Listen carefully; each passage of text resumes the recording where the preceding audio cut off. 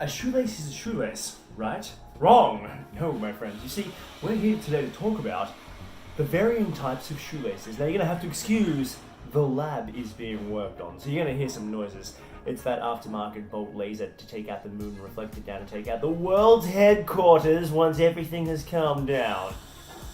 Something like that. Hold on.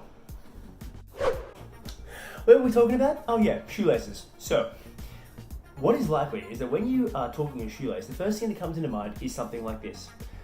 This is your standard shoelace that comes in most different of your shoes, most different types. It is a little bit elastic, bugger all, multi-weave, and has an aglet on the end. Did you know that was what it's called? It is called an aglet. There you go, you learned something now. So, that is a standard shoelace. Now, for most people, this is adequate. You go for a gentle run, or some gym work, or a walk. That'll do the trick. However, like most things nowadays, people are making money out of improving technology, and shoelaces are no different. Let me show you a few examples. Oh, lots of things here. So, these are my Under Armour shoes. The original white shoelace that I held, that's what came in this shoe. White goes with white, looks good, sweet as. However, I have now replaced it because I do a lot of long distance running. Those shoelaces are not flexible, and I'll come back to that point in a minute. The shoelaces that I have put in, you can buy these from Rebel Sport. These are called elastic laces. They are, like the name suggests, almost like an elastic band. You'll notice that you don't tie these shoelaces, they come with a clasp. The common name, or the name that I often call these, is clip lock laces. Clip lock is actually a brand, and they use a system similar to this that clamps down on your shoe and then locks so it actually can't come undone. Why I like these shoelaces, and you might be thinking, why would I even care about these over any other shoelaces? To which I would say, that's a good question, Jeff. Oh, you want me to answer it? Oh, okay. When you look at a running shoe and when you go for a short run, there's not enough impact on blood movement and swelling in your foot to cause any sort of injury, per se. A lot of people like their shoes tight, particularly if you're in a gym and you're used to doing lots of dodging around type work. When you go for a longer run, your foot is continually under impact as you run, and you will get swelling through your foot. Very minute, but enough to actually matter if your shoes are tight. You see, if your shoe is tight and your shoelaces don't have any give, your foot is going to be being squished by your shoe, the laces being tight, but as it swells, it's going to start to push back, and you can actually bruise your foot. And believe me, that can really hurt. I'm not sure why we keep doing these transition scenes. Hey you, whoever is controlling that, can you stop that? Give me a rest. What you actually want to achieve when you run is you want something that, in sort of exaggerated form, does whoop, this. You want it to move with your foot. It's going to reduce this swelling, it's going to reduce the amount of force that is pushing on your foot and the amount of force that your foot subsequently pushes back. So, that's one way of elastic laces. Now, the reason these are good, don't get me wrong, these work.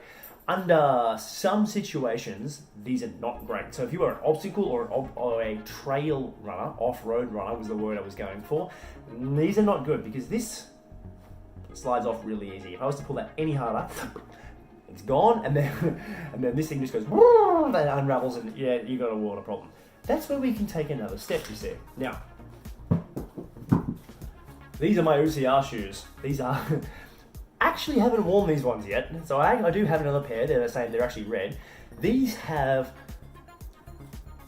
very different laces in them. So these are like almost little climbing ropes. These are super strong. The locking system in them is actually really good as well. I've taken the locks off this one just so I can sort of show you the actual rope. It's a very coarse material. Those ones are very elastic and stretchy. The first ones I had were almost like nylon and like almost cotton in weave. These are like little climbing ropes. Like these, you could not snap these if you wanted to, and that's perfect. The only downside with these kind of laces, and why you wouldn't see them in a normal shoe day to day, is they are, if you get the tightness on these wrong, you're gonna get that foot swelling that I've spoken about. So this shoe, if it gets sucked into mud or you go swimming, which is very, very common in OCR races, then these are great. This shoe will not come off. However, and it happened to me in a 24-hour race last year, the last lap that I did in the 24-hour race, I had my shoe too tight. I was setting it at the same tension. I actually marked on my laces where my tension was, and after 24 hours, my foot had swelled to the point where I did this up. By the time I got back, I almost couldn't walk. It was that bad, and it took weeks. I actually got bone bruising out of it. It was that bad. So that's an extreme case, but that's kind of what we're looking at. Here's what I recommend. These things, nice, crisp, new packet.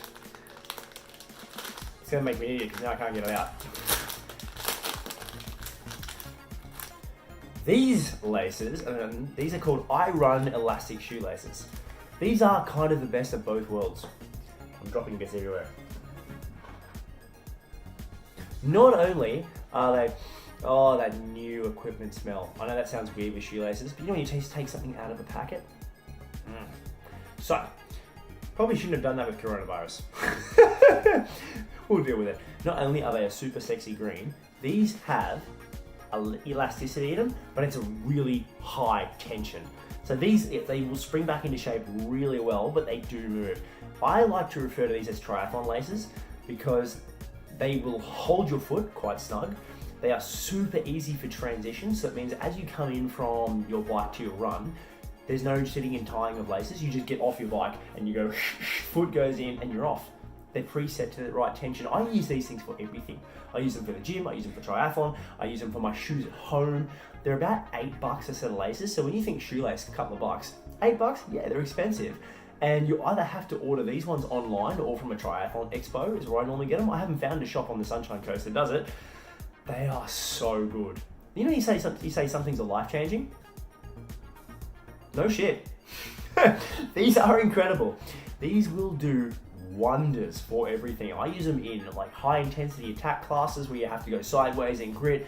I use them for running. Like literally, these do everything. They don't do OCR because they still use this little clip system, and these little clips aren't super strong. There's a couple of little springs in there, but for OCR, for anything else, this is the way to go. And one more time, excuse me, I need to go find those laces. These are called the I Run, and it's literally the letter I, Run, elastic shoelaces, neon green with black swirl. Yes, they are. Yes, they are. Have they finished building that lazy yet, Bob? What do you mean, no?